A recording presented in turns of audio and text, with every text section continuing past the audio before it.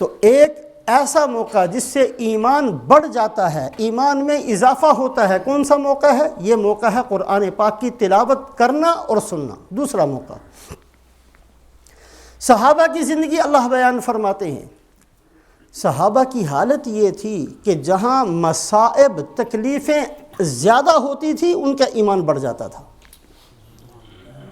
تکلیفیں بڑھی ہیں، ایمان بڑھ گیا۔ ہمارے جیسا بندہ یہ سوال کرتا ہے کہ بھی تکلیفوں سے تو بندہ پھسل جایا کرتا ہے، جو تھوڑا بہت ایمان ہے اس کا بھی خاتمہ ہو جاتا ہے، تکلیفوں میں تو بندہ بھاگ جاتا ہے۔ یہ صحابہ کیسے ہیں کہ تکلیفوں سے ایمان بڑھ گیا؟ تکلیفوں سے ایمان اس لیے بڑھتا تھا، صحابہ جانتے تھے ان تکلیفوں کے بعد ہی اللہ کی مدد کے وعدے پورے ہوتے ہیں، پہلے نہیں ہوتے۔ بدر میں اللہ نے فرشتے اتارے ہیں، لیکن کب اتارے؟ اس وقت اتارے جب صحابہ بغیر ہتھیاروں کے ساتھ چل پڑے اور بدر میں پہنچ گئے، کچھ پلے نہیں ہے۔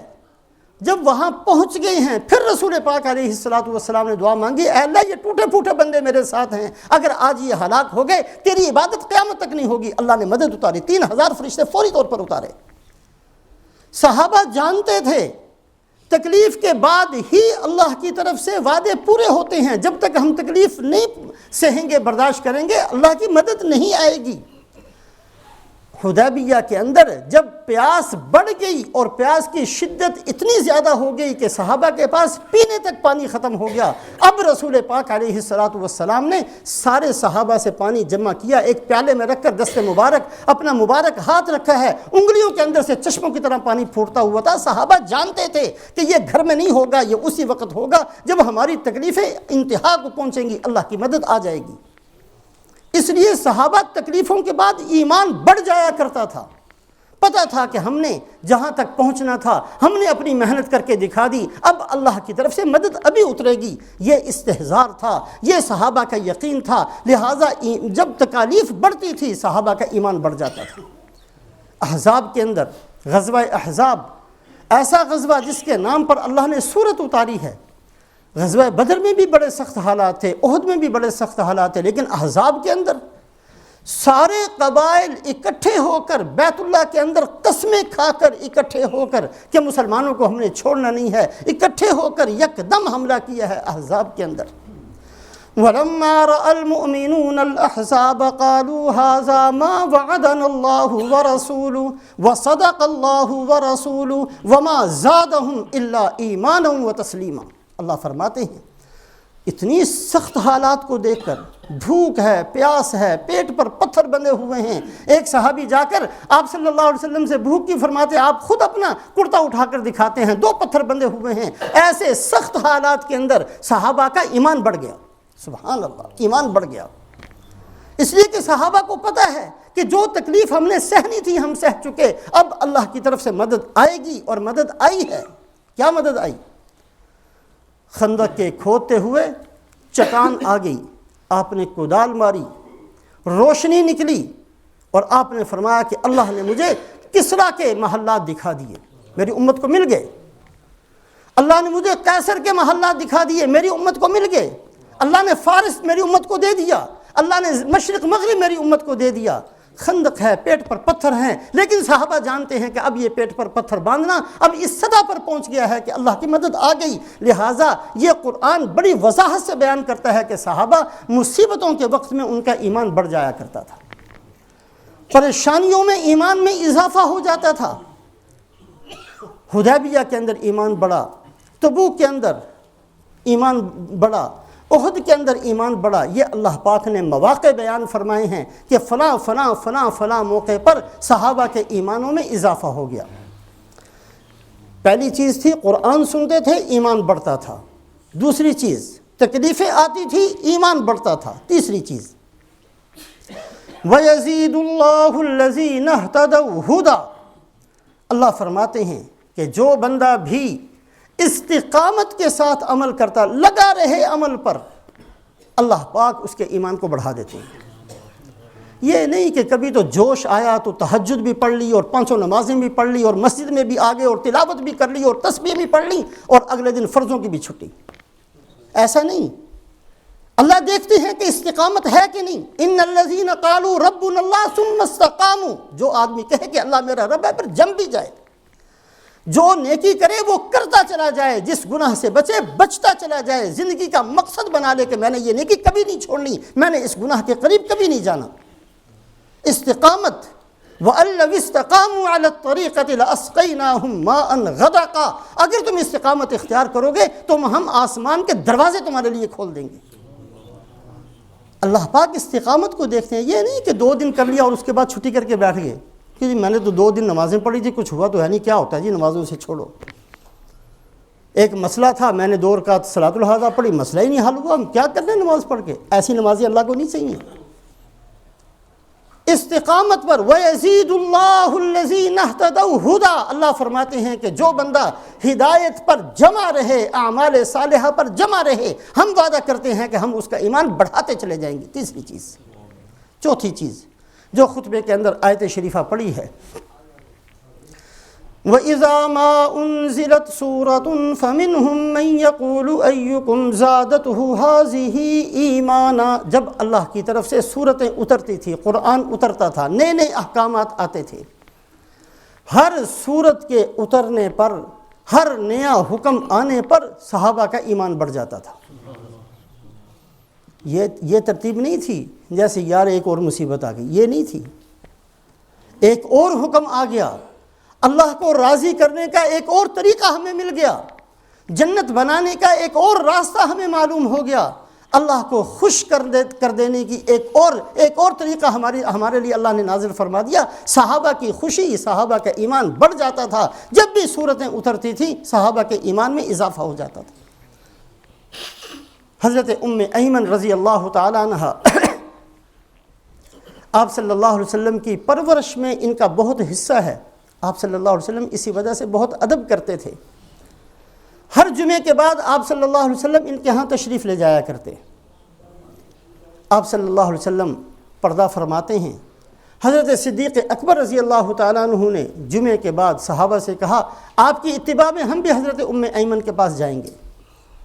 حضرت ام ایمن رضی اللہ تعالیٰ عنہ بوڑھی عورت ہیں، تشریف لے گئے.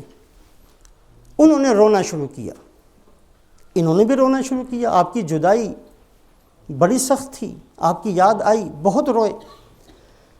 صدیق اکبر رضی اللہ تعالیٰ فرمانے لگے کہ اے ام ایمن، زیادہ رونے کی ضرورت نہیں ہے، اس لیے کہ آپ کو جو اللہ نے نعمتیں دی ہیں وہ اس دنیا سے تو کہیں بہتر ہیں.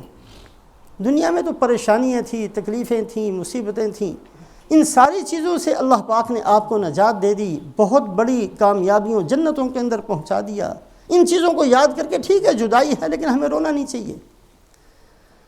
حضرت ام ایمن رضی اللہ تعالیٰ عنہ نے فرمایا کہ میں اس بات پر تو نہیں رو رہی کہ آپ صلی اللہ علیہ وسلم دنیا سے کیوں چلے گئے، مجھے تو اس لیے رونا آ رہا ہے کہ سلسلہ وحی بند ہو گیا، اب کوئی حکم نہیں آئے گا. جو حکم کے اترنے پر خوشی ہوا کرتی تھی اس سے محروم ہو گئے. جو قرآن اترتا تھا اور اللہ کا کوئی نیا حکم آتا اور ہمارے دل میں یہ جذبہ پیدا ہوتا کہ ایک اور طریقہ ہمیں مل گیا ہے اللہ کو راضی کرنے کا، یہ سلسلہ ختم ہو گیا، اس لیے رو رہی ہوں. دین مکمل ہو چکا، دین میں نہ اضافہ ہوگا نہ کمی ہوگی. الیوم اکملت لکم دینکم کا اعلان.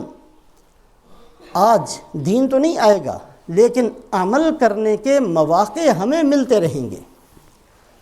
یہ نہیں ہے کہ کوئی نیا حکم آئے تو ہم خوشی کا اظہار کریں، نہیں. ہمارے لیے کیا ہے؟ ہمارے لیے یہ ہے کہ کوئی عمل کا موقع آئے تو ہم اپنے دلوں میں خوشی پیدا کیا کریں. نماز کا وقت آ گیا، خوشی پیدا ہونی چاہیے کہ چلو اللہ پاک سے ملاقات کا. نماز پڑھنے والا اللہ سے بات کرتا ہے، اللہ سے بات کرنے کا موقع مل گیا، خوشی میں اضافہ ہونا چاہیے. قرآن کی تلاوت کا موقع مل جائے، خوشی میں اضافہ ہونا چاہیے کہ اب تک تو میں اپنی باتیں کر رہا تھا، اب میں اللہ سے باتیں کر رہا ہوں. ایک آدمی کسی کا عیب اس کو پتہ چل گیا، دل کے اندر بڑی ہلچل پیدا ہوئی، لوگوں کے سامنے بتا دوں، لیکن روک لے کہ آج مجھے موقع مل گیا ہے اس بندے پر ستاری کرنے کا، ایک عمل کا موقع مل گیا. اللہ پاک نے صاحب نصاب بنا دیا، اب خوشی پیدا ہو کہ اب میں اللہ کے گھر کی زیارت کروں گا، حج کے لیے جاؤں گا. مواقع آتے رہیں گے اعمال کے، عمل کا نیا کوئی حکم نہیں آئے گا، لیکن عمل کے مواقع ہمارے سامنے بار بار آتے رہیں گے۔ اگر ہم یہ چاہتے ہیں کہ ہمارا ایمان بھی بڑھتا چلا جائے، اضافہ ہوتا چلا جائے، تو ہمارے لیے ضروری ہے کہ جب بھی کسی عمل کا موقع ملے ہم بتکلف اپنے دل کے اندر خوشی کو پیدا کرنا، اس کی عادت ڈالیں۔ اگر یہ عادت ڈال لیں گے تو ہمارا ایمان بڑھتا ہوا ہمیں خود محسوس ہوگا۔ کسی بھی موقع پر یہ عمل اللہ نے مجھے موقع دے دیا، میں یہ عمل کرتا ہوں، یہ خوشی۔ الحمدللہ ہم سب جانتے ہیں کہ رمضان المبارک قریب ہے۔ یہ بات کبھی بھول سے بھی ہماری زبان سے نہ نکلے، بڑے لمبے روزے ہوں گے جی، بڑے مشکل ہے، کبھی نہ کہیں۔ خوشی کا اظہار ہونا چاہیے، الحمدللہ رمضان آ رہا ہے، تھوڑا سا اللہ کو راضی کرنے کے لیے بھوکا رہنے کا موقع ملے گا، پیاسا رہنے کا موقع ملے گا، اور اللہ پاک نے جنت کا جو ایک خاص دروازہ ہے جس سے صرف روزے داروں کو اندر بھیجا جائے گا، اللہ پاک مجھے بھی اس میں سے بھیجیں گے۔ آپ صلی اللہ علیہ وسلم نے فرمایا کہ اللہ نے جنت کے 8 دروازے بنائے، ایک دروازہ اس کا نام ہے ریان، اس میں سے لا يدخلہ الا الصائمون، صرف روزے داروں نے یہاں سے گزرنا ہے۔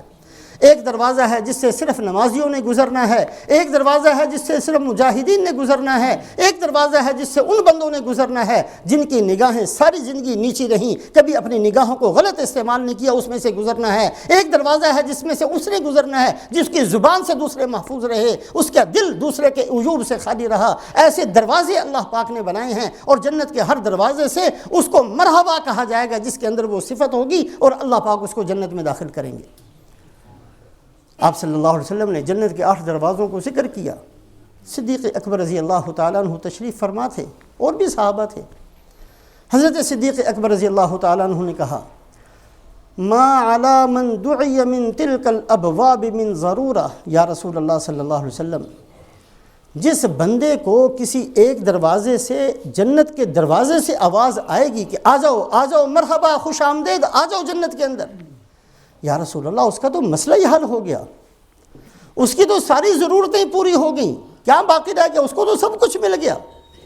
کتنا خوش قسمت ہوگا وہ آدمی کہ جنت اس کو مرحبا کہے، جنت اس کو اپنے اندر آنے کی دعوت دے، جنت کے اندر سے خوش آمدید کی آواز اس کو ملے، کتنا خوش نصیب ہے وہ آدمی۔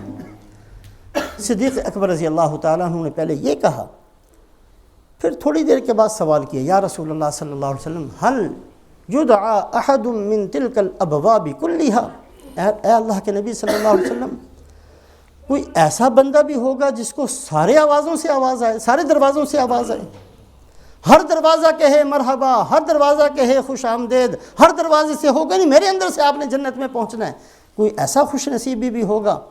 آپ صلی اللہ علیہ وسلم نے فرمایا، ہاں ایسے خوش نصیب بھی ہوں گے، وَأَرْجُو أَن تَكُونَ مِنْهُمْ، اور اے صدیق ان میں سے آپ بھی ہو، ان میں سے آپ بھی ہو۔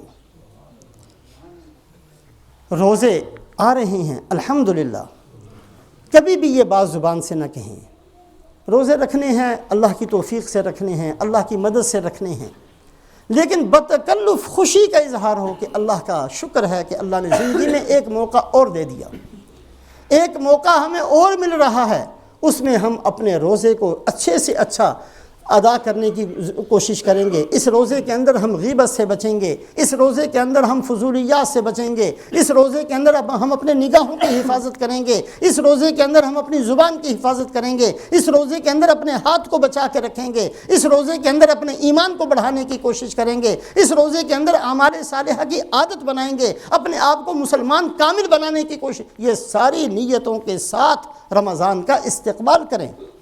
یہ ایمان والوں نیا حکم نہیں آئے گا، صحابہ کی یہ صفت اللہ قرآن میں بیان کرتے ہیں کہ جب سورت اترتی تھی ایمان بڑھتا تھا، جب آیت اترتی تھی ایمان میں اضافہ ہوتا تھا۔ آج سورت نہیں اترنی ہے، کوئی نیا حکم نہیں آنا ہے، لیکن موقع آتا رہے گا۔ آج روزے کا موقع ہے، اب حج کا موقع ہے، اب عمرے کا موقع ہے، اب کسی پر پردہ ڈالنے کا موقع ہے، اب دو مسلمان جو لڑے ہوئے ہیں ان میں صلح کرانے کا موقع ہے، کہ یہ سارے اعمال کے موقع اللہ ہمیں بار بار دیتے ہیں، دیتے رہیں گے۔ جب سانس نکل گیا یہ موقع ختم، کب نکلتا ہے اللہ ہی جانتے ہیں، پتہ نہیں میرے پاس 2 دن ہیں کہ نہیں، 2 مہینے ہیں کہ نہیں، 2 سال ہیں کہ نہیں، اللہ ہی جانتے ہیں۔ اس زندگی کے اوقات کو غنیمت سمجھنا، یہ اللہ کی نعمت سمجھنا، اس انداز سے اپنی زندگی کو گزارنا کہ یہ برف کی طرح میرے ہاتھ سے نکلتی چلی جا رہی ہے نعمت زندگی کی، اور کسی دن ساری کی ساری نکل جائے گی، پھر مجھے نماز پڑھنے کا موقع نہیں ملنے کا، پھر مجھے روزہ رکھنے کا موقع نہیں ملے گا، پھر مجھے کسی کا عیب چھپانے کا موقع نہیں ملے گا، پھر مجھے حج عمرے کا موقع نہیں ملے گا، پھر مجھے لبیک اللہم لبیک کہنے کا موقع نہیں ملے گا۔ آج میرے پاس وقت ہے یہ سارے کے سارے اعمال صالحہ کرتے ہوئے میں اللہ کو بتاؤں کہ اے اللہ میں تیرا بندہ ہوں، اور اللہ مجھے اپنا بندہ قرار دے دیں، میں رسول پاک علیہ الصلوۃ والسلام کا پسندیدہ امتی بن کر دنیا سے چلا جاؤں۔ یہ ہماری سب کی کوشش، محنت، نیت اور دعا ہونی چاہیے۔ اللہ سب سے زیادہ مجھے نصیب فرمائے اور آپ حضرات کو۔